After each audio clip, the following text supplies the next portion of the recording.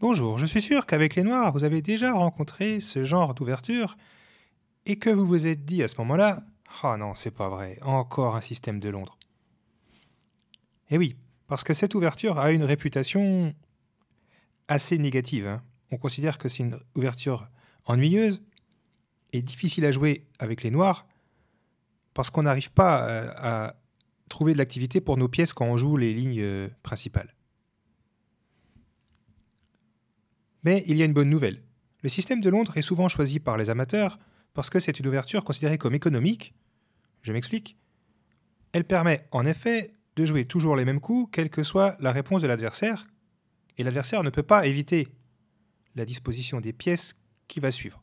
Les blancs, en effet, ont toujours l'habitude, dans le système de Londres, de jouer avec E3, C3,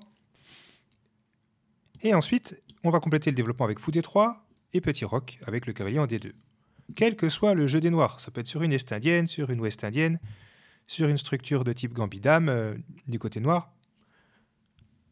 Par conséquent, ça attire les joueurs qui n'ont pas beaucoup le temps de travailler aux échecs.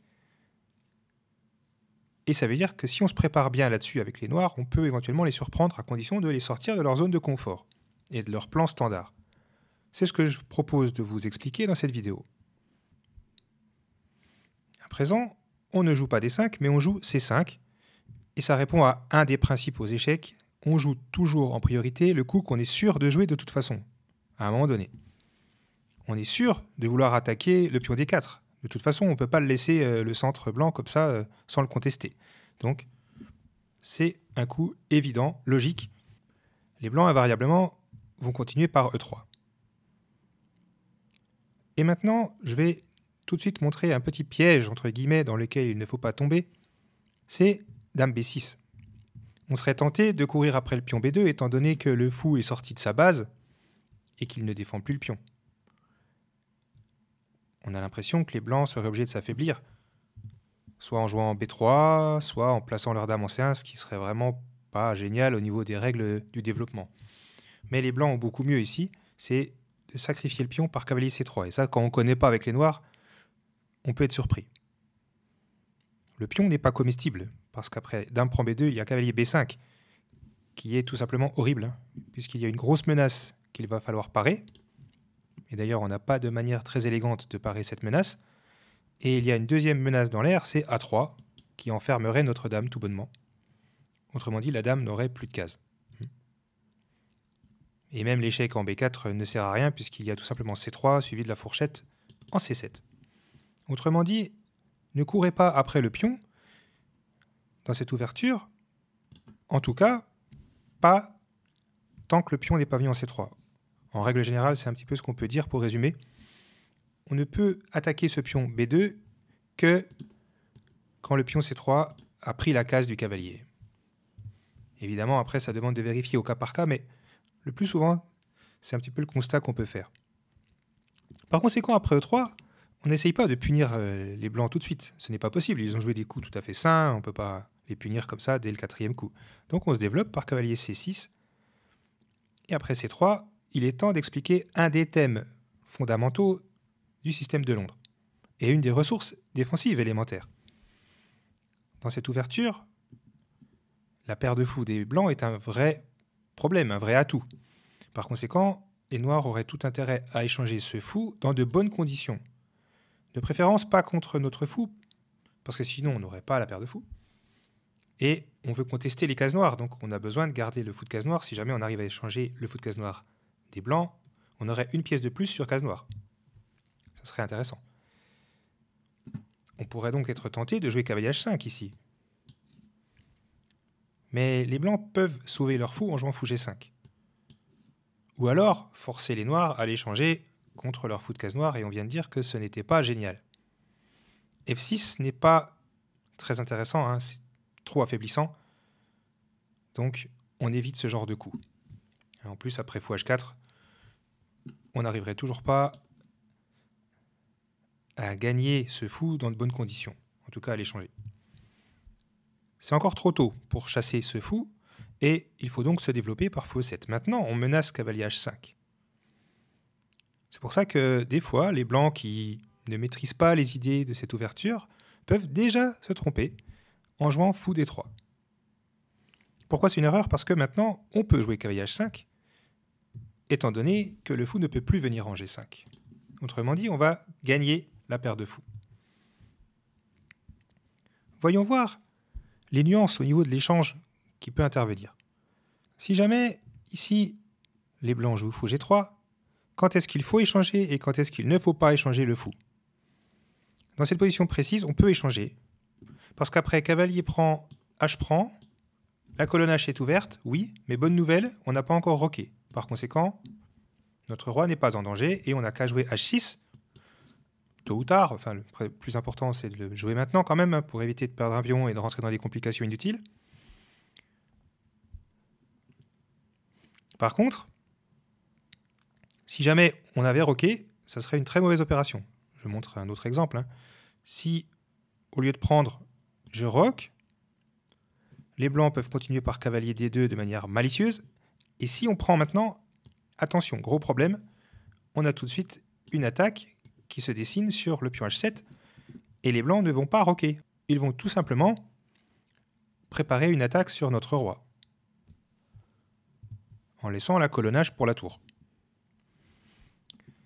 Un autre cas de figure dans lequel on peut échanger de manière sûre, c'est quand les blancs ont roqué. Je montre. Imaginons qu'on joue un coup comme B6 ici. Si les blancs roquent, évidemment, on prend en G3 parce qu'après H prend, il n'y a plus de tour sur la colonne. Par conséquent, on n'a plus rien à craindre et on peut roquer à notre tour. Tout ça, c'est des petites nuances à maîtriser quand même.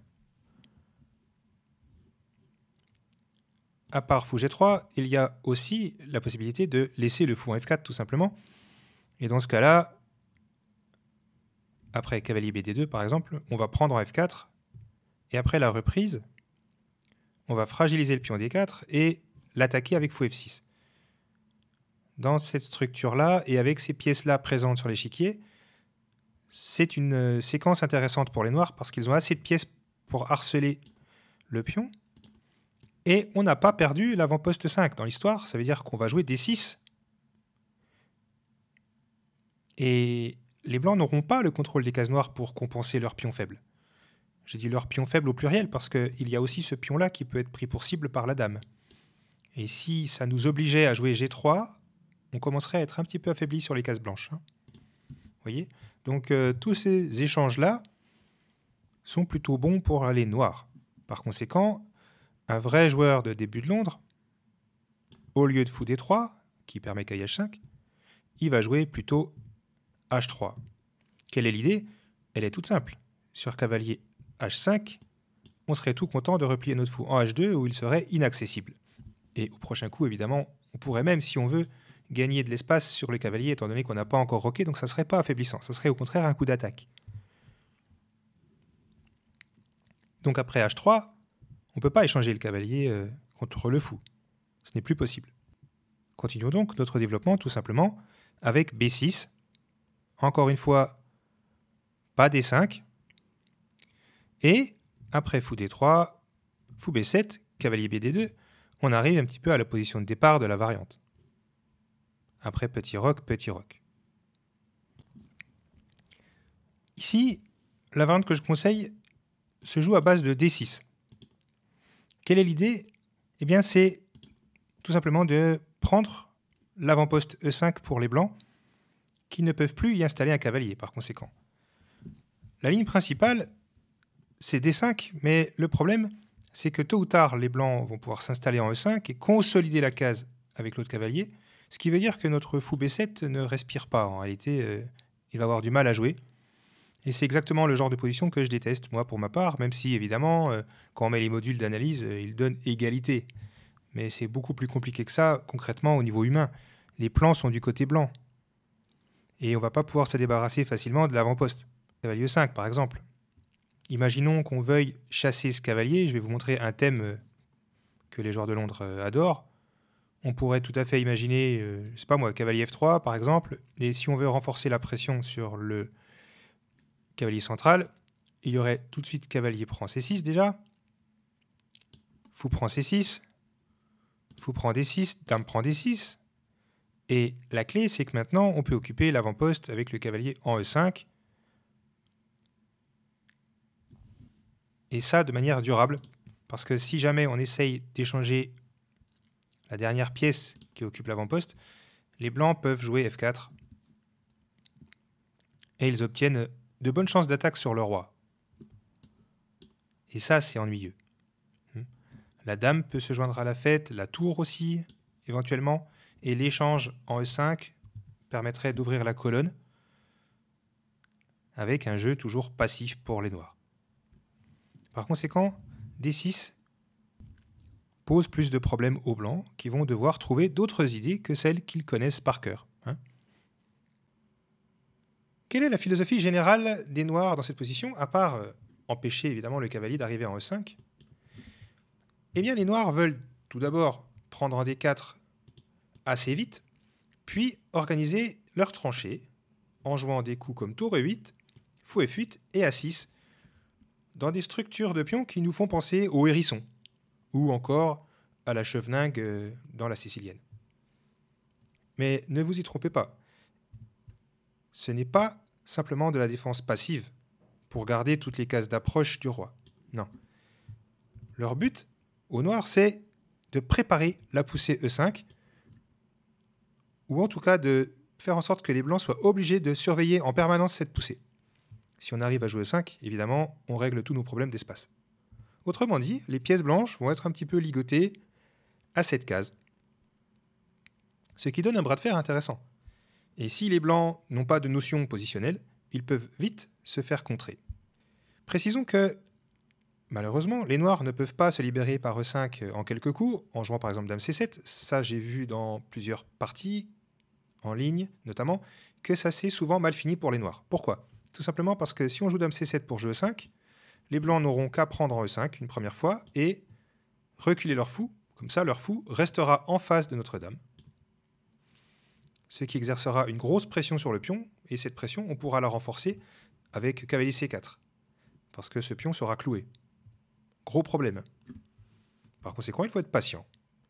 Cela dit, les blancs aussi doivent être patients. On pourrait croire ici qu'ils peuvent gagner de l'espace en jouant E4. Mais ça ne fonctionne pas. Il y a deux variantes satisfaisantes, mais vous allez voir qu'il y en a une qui est très simple pour égaliser. La première variante, c'est de prendre en D4, pion prend D4, et de sacrifier temporairement la pièce en D4. Pourquoi temporairement? Parce que sur cavalier prend D4, on la récupère avec E5. C'est déjà en soi satisfaisant, mais il y a mieux. Il y a encore mieux.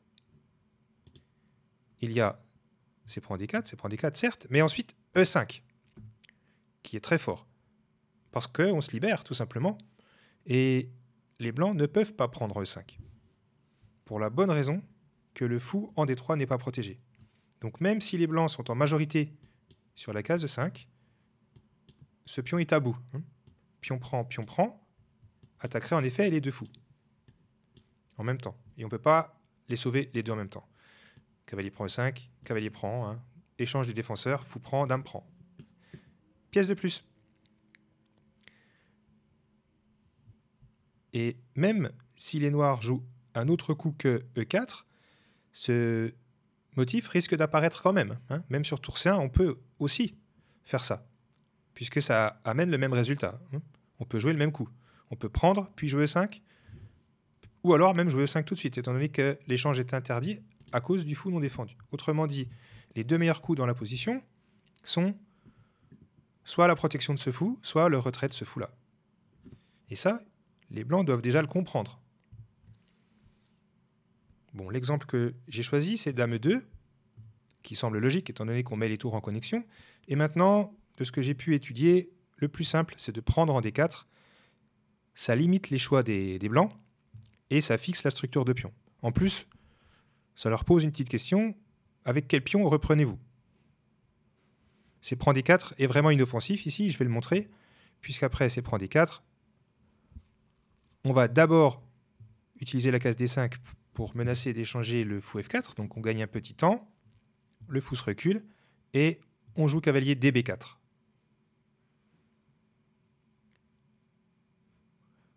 Donc si les blancs veulent garder la paire de fous, ils n'ont pas 50 solutions, étant donné que fou B1 n'est pas bon du tout à cause de fou A6. Et on voit le problème. Hein. Ils doivent jouer fou B5. Ou fou C4. Sur fou B5, le fou va se faire refouler. A6, fou A4, B5. Et il va être obligé de revenir en D1. Parce que s'il passe par la case B3, de toute façon, on va le rechasser avec cavalier A5. Et si on gagne la paire de fous dans une position qui peut encore s'ouvrir, on prend l'avantage. Après cavalier B4, donc il reste fou C4. Mais ça va être la même chose. On joue cavalier A5. Surtout pas D5. Hein. On veut maintenir notre fou actif. Hein. Donc surtout pas D5 dans ces variantes-là. Je déconseille. Donc seule case du fou, s'il ne veut pas se faire échanger, fou B5, et on rentre dans la même variante. A6. Vous voyez? Donc après, c'est prend D4, on est sûr d'égaliser. Reste donc que prend D4. Vous voyez, c'est pas compliqué pour le moment. Prend D4. Et bonne nouvelle, la structure de pion des blancs est fixée. Ils ne peuvent pas avancer en D5, on contrôle bien la case. Et vous allez voir que C4 n'est pas satisfaisant non plus pour eux dans un avenir proche. C'est là que les positions peuvent se compliquer pour les noirs s'ils laissent un cavalier arriver en E4. Par conséquent, après avoir un petit peu cherché et réfléchi et vérifié avec les modules, il s'avère que le plan le plus intéressant commence par cavalier B8. Ça peut sembler étonnant, mais finalement, ça rejoint un petit peu ce qu'on trouve dans les hérissons et dans les cheveninks aussi de la sicilienne. Le plan, il est assez simple à comprendre en réalité. On a d'abord joué cavalier B8 pour empêcher cavalier E4. Hein. C'est la priorité de jouer cavalier B8 parce que sinon, il y allait avoir cavalier E4 avec une centralisation d'une pièce mineure dangereuse et même éventuellement une batterie fou-dame. Hein. Je peux montrer rapidement, si on joue un coup comme tour E8, cavalier E4, cavalier prend E4, dame prend E4, nous force à nous affaiblir. On n'a pas envie. Donc cavalier B8, c'est le plus précis. Parce que si maintenant on joue cavalier E4, il va y avoir un échange de toutes les pièces au centre, tout simplement. On finit notre développement, parce que la tour était en prise quand même, et on n'a plus aucun problème ici avec les noirs. On va probablement fixer la structure des blancs en jouant tour C8, et on va joliment occuper la case D5, par exemple. Ça fait partie des plans possibles. On pourrait aussi essayer de préparer E5. Enfin bon, on a plein de plans possibles. Je pense que le plus sûr, c'est de jouer sur case blanche. Cavalier E4 n'est plus possible. Si on veut insister avec les blancs, on serait tenté, par conséquent, de jouer cavalier G5. On va y revenir après. Mais d'abord, je vais montrer ce qui se passe si les blancs veulent gagner de l'espace par C4. Parce que là, on sort des plans qui vont nous intéresser. Il faut savoir quand retomber sur des plans différents, mais qui nous arrangent quand même. Hein. C4 peut être contré de manière efficace par D5. Parce qu'à cause du pion B6, le pion C4 ne peut pas avancer. Ce qui veut dire qu'on va forcément l'échanger. Et après l'échange, on va gagner la case D5 pour notre cavalier. Et toutes les pièces sont coordonnées pour surveiller cette case et éviter que le pion avance. Autrement dit, on va avoir une bonne position. Il va toujours falloir faire attention aux motifs d'attaque sur notre roi, c'est sûr. C'est pour ça que la position est, on va dire, incertaine. Mais si on organise correctement nos pièces autour de cette case D5, ça devrait défendre sans problème. Dans cette position, intéressons-nous à cavalier G5 par conséquent, qui semble ambitieux. L'objectif, c'est d'occuper la case E4 avec un cavalier. Maintenant, il faut jouer cavalier D7 pour empêcher cavalier E4, justement, pour le retarder. Parce que si on joue tout de suite cavalier E4 avec les blancs, on ne couvre plus la case E5 et, au miracle, après cavalier prend, on joue E5. Et on s'est libéré. On va même activer peut-être nos pièces. Hein. En cas de prise, on pourrait presque reprendre du cavalier, puisque le fou se retrouverait en prise temporairement. Ça se calcule. Mais on a plusieurs solutions satisfaisantes ici. Ça semble évident. Donc cavalier BD7 force un petit peu les blancs à prendre des précautions et à reculer leur fou. Parce qu'ici, sur E5, il y a une subtilité. Si on joue E5 trop vite, tour E1, avec pression sur cette colonne. Par conséquent, il vaut mieux d'abord jouer tour E8, qui est thématique de toute façon. On n'a pas à avoir peur de ce cavalier ici. On doit faire quelque chose contre E5, qui ne va pas tarder. Donc les blancs peuvent être tentés de jouer des coups comme cavalier C4, par exemple. Et maintenant, avoir l'idée de jouer fou F8, mais il faut quand même surveiller D6. Donc dame C7, c'est le plus précis évidemment, pour couvrir ce pion. Tour E1, fou F8, A4. Et maintenant, comment on progresse? Pour les deux camps, comment on peut progresser? Les noirs voudraient jouer E5, le préparer, continuer à le préparer, mais ils doivent faire attention au vis-à-vis fou-dame. Et il y a une solution à ça. C'est de mettre la dame sur case blanche. Et au passage, on menace un joli mat. Ce qui veut dire qu'après la défense de la case, les blancs sont un petit peu ficelés. Les noirs ne peuvent pas non plus trop bouger leurs pièces, mais ils menacent quand même E5, tôt ou tard. Pour le moment, on doit parer la menace fou B5. Par conséquent, il faut jouer A6, mais E5 est dans l'air. Vous voyez, donc le débat continue, et ça nous donne une partie vraiment intéressante. Vous voyez le thème, et c'est un thème qu'on peut retrouver dans d'autres lignes. J'ai trouvé que c'était plus facile de se libérer dans ces lignes-là, plutôt que dans les variantes qui ont été jouées dans les parties que j'ai pu consulter. En plus, beaucoup de ces parties étaient des blitz, ou des rapides, et par conséquent, on peut supposer qu'il n'y avait pas une énorme préparation derrière ces parties-là. Voilà. Donc après cavalier B8, on peut regarder pour finir ce qui se passerait après A4, mais on va transposer plus ou moins après tour E8, tour F1, dame C7, vous voyez, c'est toujours un petit peu les mêmes plans. Parce que même si, par exemple, on retombe sur cavalier C4, cavalier BD7, fou H2, fou F8 et cavalier E3, on ne joue pas dame C6 tout de suite, mais on le prépare par A6. Et on change la dame de diagonale avant de penser à jouer E5. Je pense que c'est plus sûr. Comme ça, on aura une petite pression sur la diagonale qui empêche les blancs de faire n'importe quoi avec leur cavalier. J'ai pu aussi voir que G6, dans ces positions-là, n'était pas affaiblissant du tout. Donc on peut jouer G6. C'est pas trop un problème. Du moment qu'on ne met pas le fou en G7, parce qu'il faut quand même penser à ce pion D6, il faut le défendre. Voilà pour cette variante qui mérite d'être testée. Donc n'hésitez pas à essayer ces manœuvres sans avoir peur et surtout sans rater l'occasion quand E5 se présente. Petite précision qui a son importance pour finir cette vidéo. Si au deuxième coup, on vous joue fou F4 et non cavalier F3, vous n'êtes pas obligé de jouer E6 et de transposer dans ce qu'on a vu. Vous pouvez jouer le plus ambitieux D5 parce que les blancs ont dévoilé un petit peu tôt leurs intentions et on peut directement attaquer à l'aile dame, c'est-à-dire sur le pion B2, et on combinerait ça avec un fou en F5 dans certaines variantes qui peuvent être très dangereux. Et après cavalier F3, on jouerait C5 justement pour laisser passer la dame et s'en prendre au pion D4.